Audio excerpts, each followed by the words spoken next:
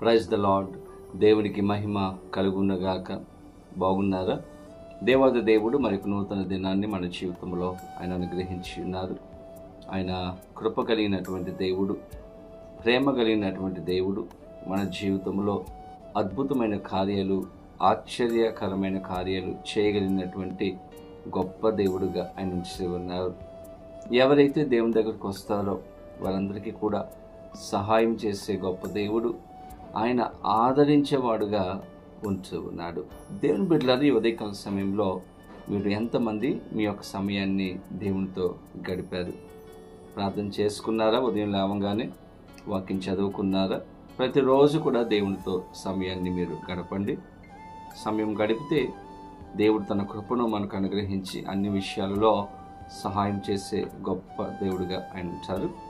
ఈరోజు ప్రభు సిద్ధపరిచిన శ్రేష్టమైన వాగ్దానమును ప్రార్థన పూర్వకముగా పొందుకుందాం. తలలో వచ్చండి ప్రార్థన.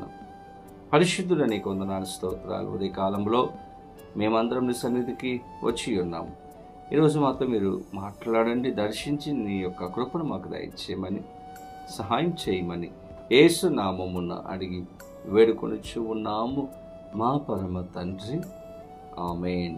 ఈ దినం దేవుని వాగ్దానం చదువుకుందాం. బైబిల్ గ్రంథాలు తెరవండి. ఇర్మీయా గ్రంథము 31వ అధ్యాయము 3వ వచనము ఆఖరి భాగమును చదువుకుందాం. విడువక నీ ఎడల కృప చూపుచున్నాను. దేవుని స్తోత్రం. చక్కని వాగ్దానము. దేవాది దేవుడు స్వయాన మాట్లాడుతూ ఇర్మీయాకి ఇస్తున్నటువంటి వాగ్దానము. విడువక నీ ఎడల కృప చూపుచూ ఉన్నాను.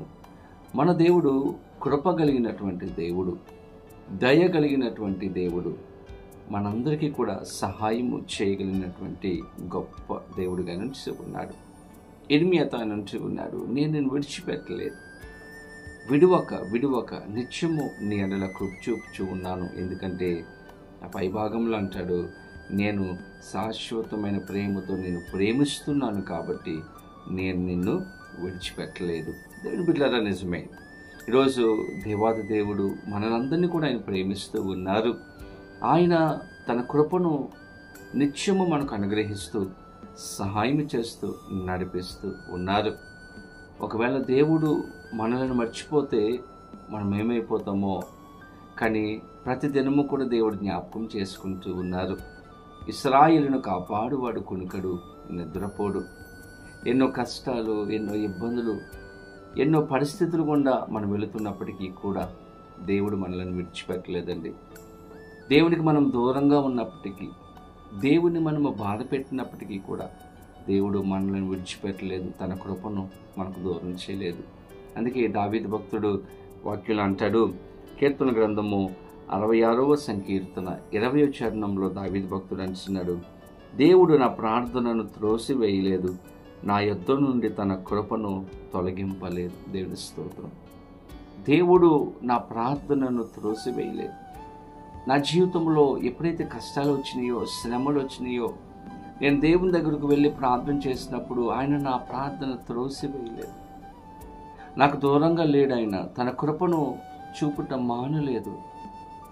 ప్రతినిత్యము కూడా తన కృపను చూపిస్తూ నాకు సహాయం చేస్తూనే ఉన్నాడని దావీదు తెలియజేస్తున్నాడు. దేవుని బిడ్డలారా, ఆయన మనకు దూరముగా ఉండే దేవుడు కాదైనా. నీ కష్టం వచ్చినప్పుడు, శ్రమ వచ్చినప్పుడు, ఇబ్బంది వచ్చినప్పుడు ప్రభు దగ్గరకు వచ్చి అడిగితే నీకు సహాయం చేసే గొప్ప దేవుడు, ప్రేమించే గొప్ప దేవుడు అండి. ప్రార్థన చేస్తే నీ ప్రార్థన ఆలకిస్తాడు, నీకు జవాబిస్తాడు, నీ పరిస్థితులను మార్చగలిగినటువంటి గొప్ప దేవుడిగా నిలిచి ఉన్నాడు. దేవుని దగ్గరకు రండి. ఆయన తన కృపను మనకు చూపించే దేవుడు, అనుగ్రహించే దేవుడిగా నిలిచి ఉన్నాడు. బైబిల్ గ్రంథంలో ఇస్కియా ప్రార్థన చేస్తాడు. ఇస్కియా, నువ్వు చనిపోబోతూ ఉన్నావు, నీ ఇంటిని చక్క పెట్టుకొని దేవుడు సెలవిచ్చినప్పుడు ఇస్కియా చక్కని ప్రార్థన చేస్తాడు. అయ్యా, నేను ఎంత యథార్థంగా జీవించానో నీకు తెలుసు కదా, దయచేసి కృపతో నన్ను జ్ఞాపకం చేసుకో. ఏమని చేశాడండి? కృపతో జ్ఞాపకం చేసుకో.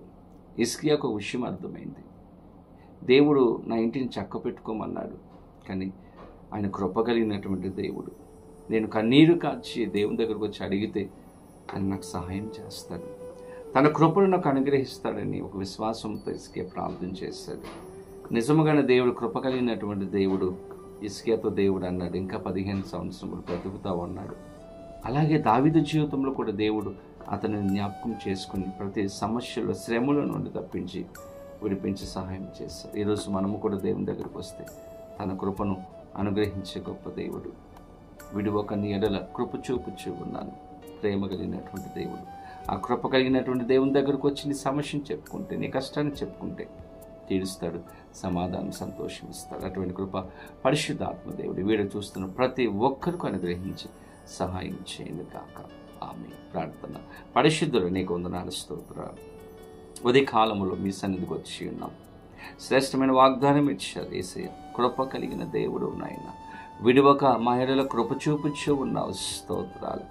ఈరోజు ఈ వీడియో చూస్తున్న ప్రతి బిడ్డ జీవితంలో యేసయ్య అద్భుతమైన కార్యాలు చేయండి. దేనికోసమైతే ప్రార్థన చేస్తున్నారో అయ్యా, కుటుంబం కోసం, బిడ్డల కోసం, ఉద్యోగం కోసం, వ్యాపారం కోసం, అయ్యా ఏ విషయాల కొరకైతే ఈరోజు మీ సన్నిధికి వచ్చి విజ్ఞాపన చేస్తూ ఉన్నారు, వారికి సహాయం దయచేసి, నెమ్మదిని దయచేసి నీ కృపను అనుగ్రహించమని సహాయం చేయమని యేసు నామమున అడిగి వేడుకొనుచు ఉన్నాము మా పరమ తండ్రి.